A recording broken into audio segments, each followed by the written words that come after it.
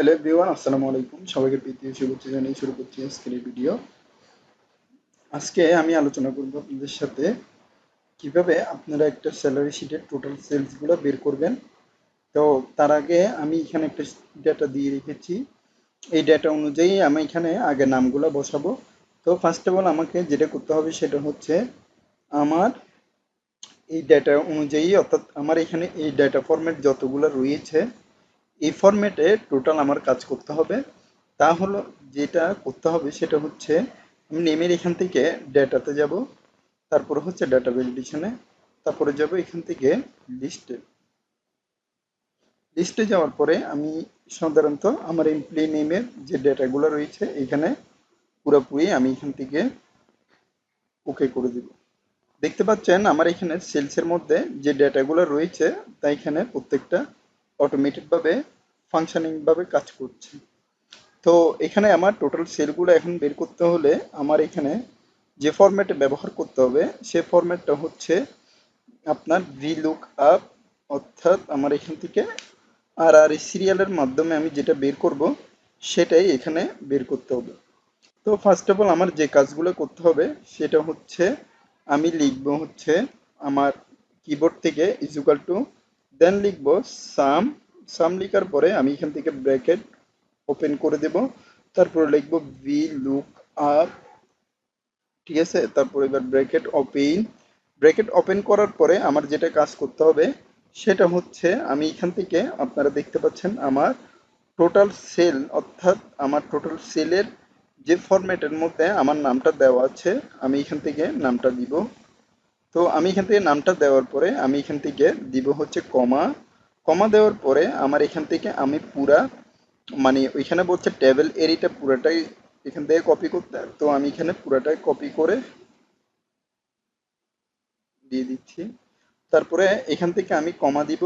কমা দেওয়ার পরে আমার যে কাজটা করতে হবে সেটা হচ্ছে আমার বন্ধনী, অর্থাৎ এখানে আমার বন্ধনী হিসাবটা চালু করতে হবে। তো বন্ধনী হিসাবটা কেন চালু করতে হবে, কারণ এখানে একটা জিনিস ফরম্যাটের মধ্যে দেখতে বলা হয়েছে সেটা হচ্ছে ইন্ডেক্স নাম্বার রেঞ্জ, অর্থাৎ আমার এখানে আমার এই সিরিয়ালের মধ্যে এ থেকে এইচ পর্যন্ত কত আসছে দেখি। 1 2 3 4 5 6 7 8, মানে এইচ এর এই রড নাম্বারটা হচ্ছে 8। তো আমার এখানে স্যালারি যেহেতু উম, 8 মানে 8 9 10 এই তিনটার সেকশনের মধ্যে ব্যবহার করা হচ্ছে, তো আমি এখানে দিব 8 9 10, তারপরে আবার বন্ধনী দিয়ে এখানে ক্লোজ করে দেব। ক্লোজ করে দেওয়ার পরে আমার এখানে যখন আমার এক্সাক্ট ম্যাচ আছে কিনা সেটা যখন আমি টেস্টিং করতে যাব, তো তার জন্য আমি 0 দিব। তারপরে আমার এখানে যেটা করতে হবে সেটা হচ্ছে ব্র্যাকেট দুইটা ডাবল ভাবে দিয়ে এখন যখন আমার এন্টার দিব তো আসবে না, আমার কি এখানে কিবোর্ডের কন্ট্রোল শিফট এন্টার দিতে হবে।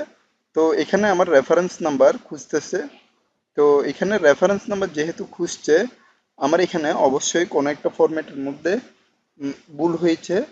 তো আমার এখান থেকে আমি দেখছি।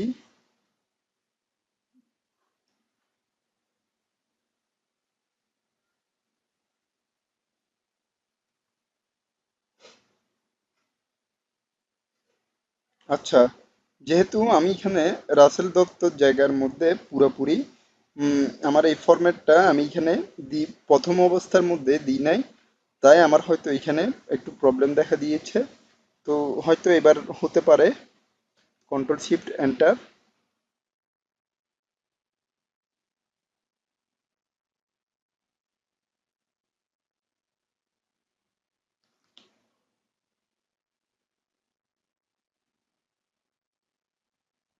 তো আমার এখানে আমি রেফারেন্সের মধ্যে অনেকগুলো দেখলাম। আমার ফরম্যাট ঠিক আছে, আপনারা আপনাদের এই ফরম্যাটটা যদি আপনাদের এক্সেল শিটের মধ্যে ব্যবহার করেন অবশ্যই এই ফরম্যাটের মধ্যে কাজ করলে আপনার টোটাল শিটটা চলে আসবে। আমার এখানে যেহেতু এইখানে পাতের প্রবলেম দেখা দিচ্ছে, আজকের ভিডিওটা আমি এতটুকু পর্যন্ত রাখছি। তো পরবর্তী ভিডিও আমন্ত্রণ জানিয়ে এখানে শেষ করছি। ধন্যবাদ সবাইকে, আসসালামু আলাইকুম।